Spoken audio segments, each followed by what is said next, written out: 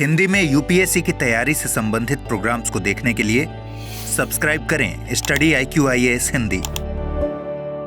Hello दोस्तों बात की जाए अगर भारत के इतिहास की तो कुछ ही ऐसे कवि हुए हैं जिन्होंने वास्तविक अर्थों में जो अक्खड़ी होती है, जो अल्हड़पन होता है, समाज को आईना दिखाने की जो कुव्वत होती है वो दिखाई है। उनमें से एक बहुत प्रमुख कवि जिनको आज पूरा भारत याद कर रहा है, जो कि आज उनकी जयंती है, वो थे कबीर दास। कबीर दास की बात आज के समय में इसलिए भी की जानी जरूरी है जब हर जगह आडंबर का, दिखावे का साया है। ऐसे में कबीर दास वाहिद एक ऐसे कवि हैं जिन्होंने उस समय, जिस समय भक्ति और भक्ति का जो घृणित स्वरूप है, भक्ति बहुत अच्छे स्वरूप में तुलसीदास, सूरदास द्वारा हमको देखने को मिली, मीराबाई, गुरु नानक द्वारा क्या था शानदार तरीके से देखने को मिली, लेकिन उसी भक्ति में कुछ लोगों ने आडंबर का, दिखावे का, अंधविश्वास का चोला भी चिपका दिया था। उस शोले को उतारने में जो सबसे बड़ा योगदान है वो निश्चित तौर पे कबीर दास, रैदास जैसे संतों का है। और उनमें से भी कबीर दास इसलिए क्योंकि वो अपने साथ के संतों के लीडर जैसे दिखते हैं। बात करें अगर भक्ति काल की तो भक्ति काल दो शाखाओं में विभक्त होती है, सगुण भक्ति धारा और निर्गुण भक्ति धारा। निर्गुण भक्ति धारा के दो और शाखाएं हैं, एक है संत शाखा, एक है सूफी शाखा। संत शाखा के शानदार गुरु कबीर दास, आज हम उनके बारे में बात करेंगे, उनकी अल्हड़ी फकड़ी के बारे में डिटेल में समझेंगे, उनके जन्म से लेकर आगे तक। मैं बताता चलूं कि जब आप ये वीडियो देख रहे हैं तो स्टडी IQ में मिडनाइट से जो ग्रेट लर्निंग फेस्टिवल सेल है वो शुरू हो गई होगी, ठीक है। अब अगर आप हिंदी साहित्य के मेरे बैच से जुड़ना चाहते हैं तो आप इस कोड का, विकास लाइव कोड का प्रयोग कर सकते हैं मैक्सिमम यानी कि अधिकतम डिस्काउंट के लिए। चूंकि ये हर महीने कुछ गोल्डन पीरियड हम स्टूडेंट्स को देते हैं, उन स्टूडेंट्स के लिए जिनको कहीं ना कहीं कुछ थोड़े बड़े पैसे की तंगी रहती है और उन्हें लगता है कि थोड़ा सा हमें रियायत मिल जाए, तो ये आप ये जो सेल है जो 15 से 16 जून तक इसको एक्सटेंड कर दिया जाएगा। 16 जून तक ये जो सेल चल रही है ये आपके लिए गोल्डन पीरियड है। कोशिश करिए कि इस दौरान हिंदी लिटरेचर से जुड़ जाइए। यूपीएससी की बात करें तो सबसे ज्यादा, सबसे बेहतर परफॉर्मिंग ऑप्शनल वैकल्पिक विषय कौन सा है? हिंदी साहित्य है। इसका जून बैच रीतिकाल से शुरू हो रहा है। इस बैच से जुड़ने के लिए आपको डिटेल जो है वो नीचे लिंक में भी दिख जाएगी। आप स्टडी IQ की वेबसाइट पे जाके भी जुड़ सकते हैं।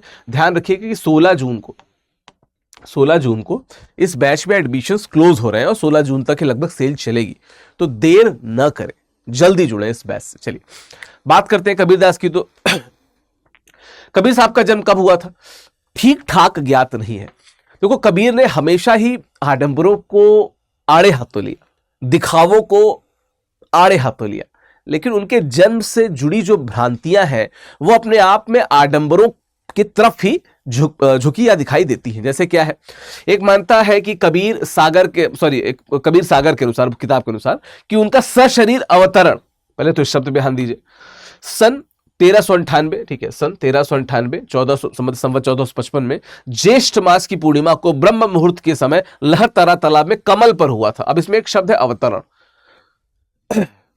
अगर कबीर को पता होता कि बाद में उनके जन्म लेने को लोग अवतरित होना कहते, हालांकि बहुत से लोग जो किसी भी व्यक्ति को मानते हैं उनको अवतार ही मानते हैं, कबीर खुद इस बात का खंडन करते। हाँ, ये जरूर है कि कबीर को अपनाया नहीं गया, शायद उनके जो ओरिजिनल माता पिता थे उन्होंने उन्हें बहा दिया और फिर नीरू नीमा नाम के दो जुलाहों ने उन्हें पाला। लेकिन बावजूद इसके कबीर दास इस बात को तो कभी एक्सेप्ट करते कि उन्हें एक अवतार माना जा रहा है, ठीक है। चलिए बात करते हैं इसके बाद की। तो निश्चित तौर पर नीरू नीमा ने उन्हें पाला, ठीक है। लोई से उनका विवाह हुआ और कमाल और कमाली नाम के उनके दो संतान थे, कमाल पुत्र और कमाली उनकी पुत्री थी। ये तो बेसिक सी जानकारी थी कबीर के बारे में, जिसको इसलिए बता देना जरूरी है क्योंकि कबीर को जब भी आप पढ़ेंगे, मैं एक वीडियो और लाऊंगा कबीर के राम से जुड़ा, जहां पे कबीर राम को कैसे देखते थे और कबीर जिस राम की बात करते थे वो दरअसल वही राम थे क्या जो तुलसी के राम थे। इसमें मैं एक वीडियो लाऊंगा डिटेल में, ठीक है। चलिए, उनके जीवन पे बात करने वाले स्रोत अपर्याप्त हैं। शुरुआती स्रोतों में बीजक और आदि ग्रंथ, गुरु नानक देव वाला जो है, शामिल है। इसके अलावा भक्तमाल, ये बेसिकली भक्तमाल होगा, ठीक है। भक्तमाल रचित नाभाजी, मोहसिन फानी द्वारा रचित दाबिस्तान ए तवारीख और खजीनात उल असफिया ऐसी किताबें हैं जो इस बात को पुष्ट करती हैं कि कबीर दास किस प्रकार से जीवन जिए। हालांकि फिर भी उनके जीवन जीने के तरीके और उनके जीवनी से जुड़े जो फैक्ट्स हैं वो अपुष्ट माने जाते हैं। शायद से एकदम एग्जैक्ट या एक्यूरेट फिगर्स हमें अभी तक नहीं मिले हैं, ठीक है। बात करें कबीर दास की तो संत काव्यधारा के सर्वाधिक सर्जनात्मक अभिव्यक्ति सर्जनात्मक मतलब का जहां पे सृजन का कोई तत्व दिखता हो। सृजन की बात क्यों, जब समस्त समाज, समस्त दुनिया एक दिखावे की तरफ बढ़ रही हो, आडंबर की तरफ, अंधविश्वास की तरफ बढ़ रही हो, वहां पे कोई मशाल जलाते हुए कहे कि मैं घर जा रहा आपना लिया मुराड़ा हाथ, अब घर जारू तासुका जो चले हमारे साथ, तो निश्चित तौर पे वो कबीर ही हो सकते हैं, उनके अलावा कोई नहीं हो सकता है। ठीक है, चलिए शंकराचार्य के द्वैतवाद, नाथपंथियों के अंतः साधनात्मक रहस्य, ठीक है, रहस्य साधना या हठ योग तथा सूफियों के एकेश्वरवाद और तसव्वुफ का प्रभाव एक साथ दिखता है। हालांकि मैं एक बात को स्पष्ट करना चाहूंगा कि जो तसव्वुफ है, यानी कि मजाजी से हकीकी का इश्क, मजाजी से इश्क हकीकी का जो सफर है, दरअसल मुझे ऐसा लगता है कि तसव्वुफ का उन पे असर कम और तसव्वुफ पे उनका असर ज्यादा देखने को मिलता है। जो अंतः साधनात्मक या जो रहस्यवाद साधना है, रहस्यवादी साधना है, जिसपे सूफी यानी कि तसव्वुफ दर्शन आधारित है, वो ज्यादा एप्ट लगता है बजाय इसके। लेकिन फिर भी बहुत से विद्वान ऐसा मानते हैं कि तसव्वुफ जो है उनके लेखन में, क्योंकि जब आप विरह को अंग देखेंगे, ठीक है, तो वहां पे कई जगह पे ऐसा लगता है कि वो जो सूफी विरह होता है वो कबीरदास के काव्य में देखने को मिलता है, कबीरदास के काव्य में देखने को मिलता है। वैष्णव जीवन का प्रभाव भी दिखता है कुछ कुछ जगहों पे। हरि मोरे पी में हरि की बहुरिया, कबीरा कूता राम का मुतिया मेरा नाम, ठीक है। अब इस प्रकार की चीजें देखने को मिलती है तो लगता है कि कहीं ना कहीं वैष्णव पंथ का भी इन पे थोड़ा बहुत असर है। खैर, इनके जो गुरु थे रामानंद जी, वो तो वैष्णव परंपरा के आदि गुरु कहलाए। उन्हीं के ही नक्शे कदम पे आगे बढ़ते हुए तुलसीदास ने श्री राम की जो मर्यादा पुरुषोत्तम वाली छवि है उसको वहां पे उन्होंने रचित किया।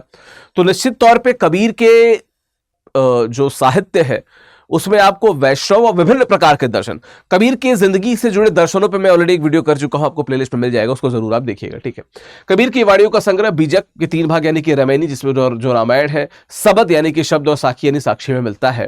ठीक है, रामायणी और सबद में गेय पद है, भाषा ब्रजभाषा के निकट है। साखी में दोहे हैं, पूर्वी का प्रयोग है। और क्या है बेसिकली ये, जिसको हम क्या कहते हैं, पंचमेल खिचड़ी कहते हैं, जिसको पंचमेल, ठीक है, खिचड़ी कहते हैं, या जिसे हम सदुक्कड़ी भाषा कहते हैं। ठीक है, तो ये इनके साहित्य में आपको देखने को मिलेगी। ठीक है, चलिए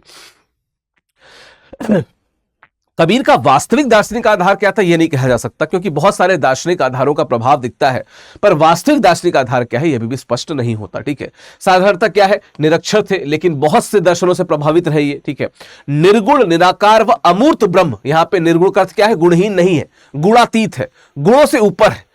कबीर का यह मानना था कि जो आम व्यक्ति है उसमें इतने सारे गुण मिल जाते हैं, तो हमारे जो भगवान होंगे वो तो इन छोटे मोटे गुण से बहुत ऊपर होंगे ना, तो गुणातीत होंगे। तो इनके जो निर्गुण ईश्वर है बेसिकली वो गुणातीत है, निर्गुण नहीं है, गुणों से बहुत ऊपर है। ठीक है, चलिए बात करें इसके आगे की कबीर की, तो कभी कभी निर्गुण ब्रह्म राम या हरि का नाम धारण कर लेते हैं और उनकी भक्ति भावना का आधार बन जाते हैं, किंतु सिद्धांतः वे निर्गुण के ही पक्षधर हैं। क्या कहते हैं, दशरथ सुत्ती हूं लोक बखाना, राम नाम का मरम है आना, राम नाम का मरम है जाना, दोनों मिलता है। बेसिकली कबीर ये कहते हैं कि दशरथ के जो सुत हैं श्री राम है, उनकी बात तीनों लोक में करते हैं, लेकिन वास्तविक अर्थों में क्या उनके नाम का यानी कि राम के मर्म को कोई समझता है, जानता है क्या, नहीं, बस राम राम राम करते जाते हो। दरअसल राम सिर्फ एक व्यक्ति नहीं, राम सिर्फ एक अवतार नहीं, राम अपने आप में विभिन्न दर्शनों की खान है। अगर आप राम को सर्च करोगे तो राम में इतने सारे आपको पर्सपेक्टिव डायमेंशंस मिलेंगे कि समाज संपूर्ण रूप से उसमें समाहित हो सकता है। लेकिन क्या कोई जानता है? उत्तर है नहीं। कबीर इसी बात को यहां पे क्रिटिसाइज करते हैं। क्या कहते हैं, कस्तूरी कुंडली बसे भृग ढूंढे मनवाही, ऐसे घटघट राम है दुनिया देखत नाही। ठीक है, राम क्या है, आपके अंदर का जो सच है, राम क्या है, आपके अंदर के जो ज्ञान है जिसको आप अज्ञान के कारण, बंधनों के कारण नहीं पा सकते। बेसिकली अद्वैतवाद की बात करें तो वहां पे क्या कहता है कि जिंदगी में ये जो आत्मा है ये भटकती रहती है अज्ञान के कारण, जब उसको ज्ञान मिल जाता है तो ये ब्रह्म में यानी कि परमात्मा में विलीन हो जाती है। कुछ ऐसा ही ये कह रहे हैं कि जो आपके अंदर का परब्रह्म है, जो आपके अंदर की परमात्मा है, उसको खोजने के लिए जिस ज्ञान की जरूरत है वो आपके अंदर है, लेकिन आप कहां ढूंढते हो, आप बाहर ढूंढते हो, आप दुनिया में ढूंढते हो, आप यूट्यूब पे ढूंढते हो, आपके अंदर है। ठीक है, चलिए बात करें इसके आगे की, तो सदगुरु का महत्व उन्होंने प्रतिपादित किया और ईश्वर से ऊंचा स्थान दिया। ठीक है, गुरु गोविंद दो खड़े काके लागू पाए, बलिहारी गुरु आपने गोविंद दियो बताए। बलिहारी, ए गुरु, गोविंद के बारे में तो आपने ही बताया ना, तो आपसे ऊपर गोविंद कैसे हो सकते हैं, गोविंद से ऊपर तो आप ही होंगे, तो बड़ी बात है। क्या है, सदगुरु हमसे रीच कर कहया एक प्रसंग, बरस या बादल प्रेम का भीज गया सब अंग। सदगुरु जब मुझसे बहुत खुश हुए तो उन्होंने मुझे कहा एक प्रसंग, जो उन्होंने मुझे ज्ञान दिया, वो इतना अपने आप में अद्वितीय था कि बरसा बादल प्रेम का भीज गया सबंग। उस ज्ञान से जो प्रेम के बादल या प्रेम की वर्षा हुई, समस्त अंग भीग गया। मतलब वो ज्ञान अपने आप में इतना संपूर्ण था कि मुझे ज्ञान से तर कर देने के लिए क्या था, वो बहुत था। ठीक है, बहुत सी व्याख्याएं हैं, बाद में करेंगे। सभी की मैंने व्याख्याएं भी कराई हुई हैं। शास्त्रों का विरोध संत कवि प्राय निरक्षर थे। कागज और मसी का उन्होंने कभी छुआ नहीं है। क्या उन्होंने कहा है, पोथी पढ़ जग मुआ पंडित भया न कोय, ढाई आखर प्रेम के पढ़े सो पंडित होए। और क्या है, मेरा तन मेरा तेरा मनुआ कैसे एक होई रे। खैर, मैं कहता आखन की देखी, तू कहता कागज की लेखी, मैं कहता सुरझावन हारी, तू राखे उरझाई। कबीर कहते हैं जो किताब है, पोथी है, इससे कोई ज्ञानी नहीं बना है। ज्ञानी कैसे बना है व्यक्ति? ज्ञानी बना है अपने ज्ञान से। और ज्ञान क्या है? प्रेम है। ढाई आखर प्रेम के जो पढ़ लेना, दुनिया में प्रेम को जो समझ लेना, यहां पे कहीं ना कहीं सूफी दर्शन दिखता है। प्रेम की बात आउट एंड आउट सूफी दर्शन में सबसे ज्यादा की गई है। तो ऐसा लगता है कि प्रेम की बात करते हुए यही कहते हैं कि जो किताबों का ज्ञान है वो व्यर्थ है, सच्चा ज्ञान प्रेम का ज्ञान है, और उस प्रेम के ज्ञान की तरफ बढ़ना चाहिए। यहां पे क्या कहते हैं, मैं कहता आखन की देखी, तू कहता कागज की लेखी, मैं कहता सुरझावन हारी, तू राखे उरझाई। मैं वही कहता हूं जो मैंने आंखों से देखा है। तुम क्या कहते हो जिसको तुमने नहीं देखा, किसी और ने लिखा है और तुम उसको पढ़ के बस कह रहे हो कि यही है। मैं सुलझाना चाहता हूं, तुम हर चीज को उलझा ही दिए जा रहे हो। क्यों? क्योंकि तुमने आंखों से देखे तार्किक चीजों को नहीं अपने कॉन्सेप्ट में रखा हुआ है। ठीक है, चलो बात करें इसके बाद की। तो क्या है, माया का विरोध किया है। माया महा ठगिनी हम जानी। कई बार ऐसा लगता है कि महिलाओं को लेकर जो उनका पर्सपेक्टिव है वो भी माया के दायरे में ही है। मतलब बेसिकली जब उन्होंने महिलाओं को शायद थोड़ा सा आक्षेप युक्त वर्णन किया तो महिलाओं को उन्होंने माया ही माना, और माया को चूंकि उन्होंने बहुत ठगनी बताया, इसलिए उन्होंने कहा कि माया ही ठग लेती है, इस कारण हमें माया से दूर रहना चाहिए। और जब महिला माया बन के आई तो उन्होंने महिला से भी दूर रहने की बात की। ठीक है, आगे हम उसकी बात करेंगे वैसे। ठीक है, आत्मविश्वास की प्रबलता दिखती है। हम घर जा रहा आपना लिया मुराड़ा हाथ, अब घर जा रू तासु का जो चले हमारे साथ। में तो बता ही चुका हूं कि मैंने अपना घर खुद जलाया है। ठीक है, किससे? मुराड़ा से। वो जो एक लकड़ी नहीं होती, इसी सारे गांव में सबके चूल्हे में क्या कहते हैं, दिया, वो बात जलाई जाती थी। तो क्या है, मैं घर जा रहा अपना लिया मुराड़ हाथ, अब घर जा रू तास को जो चले हमारे साथ। मैंने तो अपने घर को, मतलब अज्ञान के घर को, अपने ज्ञान के बुराड़े से नष्ट कर दिया है। अब जो मेरे साथ चलेगा उसके अज्ञान के घर को अपने ज्ञान के बुराड़े से मैं नष्ट करूंगा। तो ये इनका आत्मविश्वास बताता है, और निश्चित तौर पे भक्ति काल समाज में इनका ये आत्मविश्वास इनके हर दोहे में देखने को मिलता है। ठीक है, आडंबरों को इन्होंने बहुत ज्यादा विरोध किया है। काकर पाथर जोर के मस्जिद लियो बनाए, ताछड़ मुल्ला बाग दे क्या बहरा हुआ खुद आए, या मुंड मुड़ाए हरि मिले तो मेले मुड़ाए, बार बार के मुड़ते भेड़ ना बैकुंठ जाए, या पाहन पूजे हरि मिले तो मैं पूजू पहाड़, घर की चकिया कोई ना पूजे पीस खाए संसार। तो कबीर से ज्यादा अखड़ी बागीपन, वो जो बागी तेवर होता है, वो किसी कवि में आपको देखने को मिलेगा क्या? जिस समय भक्ति काल अपने चरम पे था, जिस समय भक्ति काल में हर व्यक्ति या तो परेशान था या तो अपने दुख विरह को लेके मंदिर या अपने भक्ति साधना में जाया करता था, वहां पे भक्ति साधना में जो आडंबर गलत चीजें हैं, सही चीजों की बात नहीं, जो गलत चीजें, जो दिखावे वाली चीजें, उनको समस्त समाज के सामने आंख दिखा के टारगेट करने वाला, आंख दिखा के समझाने वाला वो अल्हड़ अक्खड़ फकीर कौन था? कबीर था। यहां पे बताते हैं इस बात को। ठीक है, सामाजिक असमानताओं का इन्होंने विरोध किया है। जो तू बाभन बमनी का जाया, आन बाट है क्यों नहीं आया। ठीक है, सीधी सी बात है कि अगर तुम और हम दोनों में डिफरेंस है, मैं लोअर कास्ट से हूं, तुम अपर कास्ट से हो, पैदा होने का तरीका तो सेम है ना, तो तुम कैसे अलग और हम कैसे अलग? तुम्हारे भी वही अंग प्रत्यंग है, मेरे भी वही अंग प्रत्यंग है, तुम भी वही हाड़ मांस के इंसान हो, हम भी उसी हाड़ मांस के इंसान हैं, तुम भी वही भाषा बोल रहे हो, हम भी वही भाषा बोल रहे हैं, तो तुम में हम में अंतर क्या है? तुम भी इसी प्रकार से खाना खा के पचाते हो, हम भी इसी प्रकार से खाना खा के पचाते हैं, तो तुम में डिफरेंस क्या है? किस लिए सामाजिक असमानताएं हैं? और ये उस समय बहुत बड़ी बात थी जब सामंती समाज, पितृसत्तात्मक समाज के सामने खड़े होकर कोई व्यक्ति जिसको पैदा होने के बाद से ही न प्रेम मिला हो, न स्वीकार्यता मिली हो, वो व्यक्ति उस समाज के सामने जाके पुनः इसकी बात करता है, स्थापित करता है, वो अपने आप में बहुत बड़ी बात है। ठीक है, चलिए। नारी दृष्टि विवादों में घिरी रही, नारी की झाई पड़त अंधा होत भुजंग, कबीरा तिनकी कौन गति जो नित नारी के संग।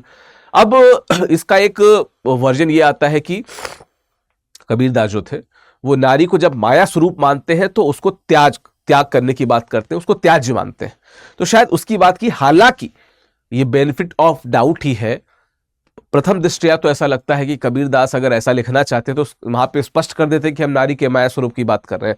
हालांकि जितने बड़े वो संत हैं, ऐसा लगता है कि शायद वो सिर्फ नारी के माया स्वरूप को ही क्रिटिसाइज कर रहे थे, चूंकि नाथ परंपरा में माया को बहुत ही जिसे कहते हैं कि साइड किया गया। चूंकि माया के कारण ही जो मत्स्येंद्र नाथ थे, जो अंतिम सिद्ध और शुरुआती नाथ गुरु माने जाते हैं, उनको उनके शिष्य गोरक्षनाथ यानी कि गुरु गोरखनाथ जी ने बताया कि क्या बोला, गुरु गोरखनाथ ने बोला कि जाग मछंदर गोरख आया। तो वो समय माया में ही पड़े हुए थे, महिला की माया में ही पड़े हुए थे। ठीक है, चलिए कुल मिलाकर क्या कह सकते हैं कि संत काव्य धारा भक्तिकालीन साहित्यिक चेतना का प्रस्थान बिंदु है। यह धारा अपनी साहित्यिक श्रेष्ठता को लेकर चाहे समीक्षकों में विवाद पैदा करती रहे हो, लेकिन इसकी सामाजिक क्रांतिकारिता और वंचित वर्गों की पक्षधरता क्या है तुलनीय। यही कारण है कि प्रगतिशील आलोचक इसका सही मूल्यांकन करने के लिए परंपरागत साहित्यिक कसौटियों के बदलने की मांग करते हैं और समाजनिष्ठ प्रतिमानों के आलोक में इसके महत्व को निरूपित करते हैं। और निश्चित तौर पर कबीर इस मामले में सर्वश्रेष्ठ माने जाते हैं, जिन्होंने इन सभी अपवर्जनाओं के सामने, इन सभी स्थापित मानदंडों के सामने एक नए मानदंड को रखा, जो मानदंड आंख से आंख मिला के रूढ़ियों के खिलाफ खड़ा था, रूढ़ियों के सामने खड़ा था। इसलिए कबीर याद किए जाते हैं। चलिए ये मेरा टेलीग्राम चैनल है। इस टेलीग्राम से जुड़ने के लिए आप यहाँ पे स्कैन कर सकते हैं। टेलीग्राम के सर्च बॉक्स में डालेंगे ना ऑफिशियल विकास, तो मेरा टेलीग्राम चैनल खुल जाएगा। वहाँ पे आप उससे जुड़ सकते हैं। vikas.singh@studiiq.com पे आप मुझे मेल कर सकते हैं। विकास लाइव स्टडी IQ के हर कोर्स के लिए मैं आपको बता दूं, ठीक है, मैं आपको बता देता हूं एक चीज।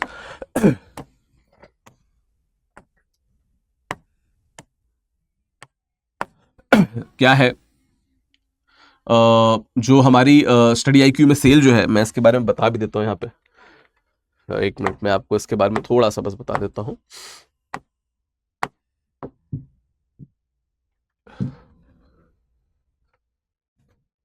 ठीक है, ये जो द ग्रेट लर्निंग फेस्ट आप देख सक रहे हैं यहाँ पे, ये 15 से 16 जून तक चलेगा और इस दौरान आपको अधिकतम डिस्काउंट मिलेगा किसमें, हिंदी साहित्य में।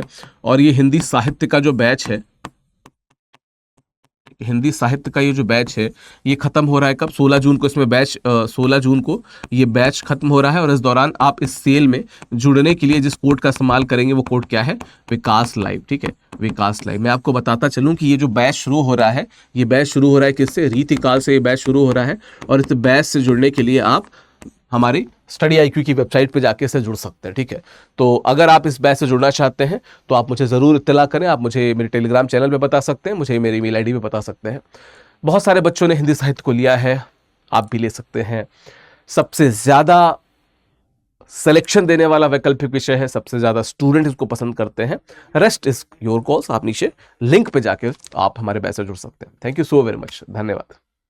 हिंदी में UPSC की तैयारी से संबंधित प्रोग्राम्स को देखने के लिए सब्सक्राइब करें स्टडी IQ IAS हिंदी।